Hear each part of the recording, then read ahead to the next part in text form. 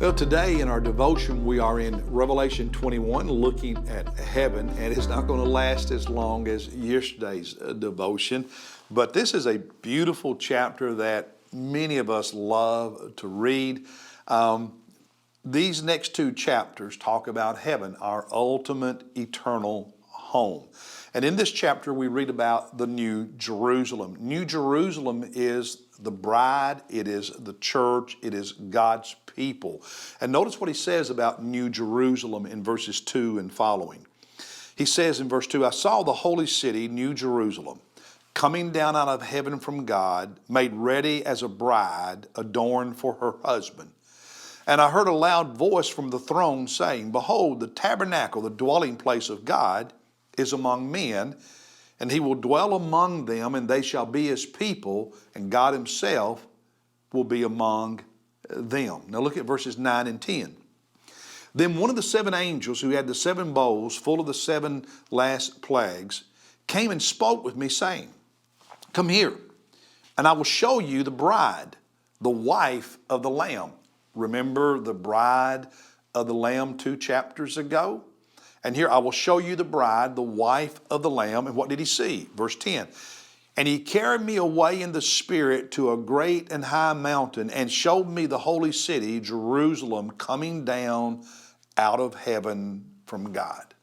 So New Jerusalem is the bride, the church, the family of God, people of God. And she is beautiful. She is pure.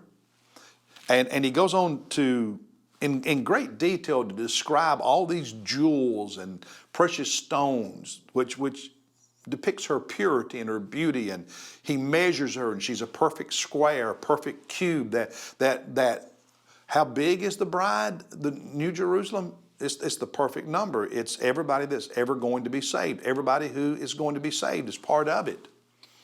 And there's no temple in verse 22. Why? Because Jesus is here, as we read earlier, he will tabernacle, dwell with us. So there's not a need for a temple, if you will.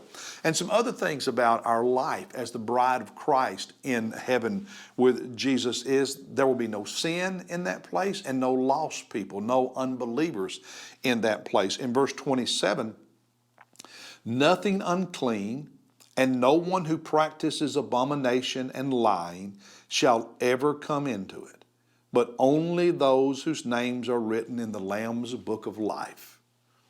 Yesterday, at the end of the devotion, I asked you, is your name written in the book of life? Because if not, you're cast into the lake of fire. Here he said, there is no one in heaven whose name is not written in the book of life. There's also no pain, no suffering of any kind in heaven. Look at verse 4. He will wipe away every tear from their eyes. There will no longer be any death. There will no longer be any mourning or crying or pain, because the first things, those old things, former things have passed away. And one more thing. Those who are really saved, who are truly saved and really know Jesus, stick, persevere, endure, last. Even if they stray from Jesus for a brief season, they will come back. No true believer strays from Jesus and stays gone. If somebody stays gone, they weren't a true believer no matter what they said or did. Notice what he says here in verses 7 and 8. Notice this, he who overcomes. Now this whole book has been written to people who are suffering persecution. Great temptation to give up, but he who overcomes will inherit these things, all the things of heaven. And I will be his God, and he will be my son. But for the cowardly, and the unbelieving, and abominable, and murderers, and immoral persons, and sorcerers, and idolaters, and all liars, their part will be in the lake that burns with fire, the lake of fire and brimstone, which is the second death. Now, this is not saying that if you persevere, then God saves you. What it's saying is that your perseverance, okay, you're not giving up on Jesus is the evidence that you really are saved. But being a coward and giving up is evidence you were not. really saved. So I ask again, is your name written in the Lamb's book of life? One last lesson.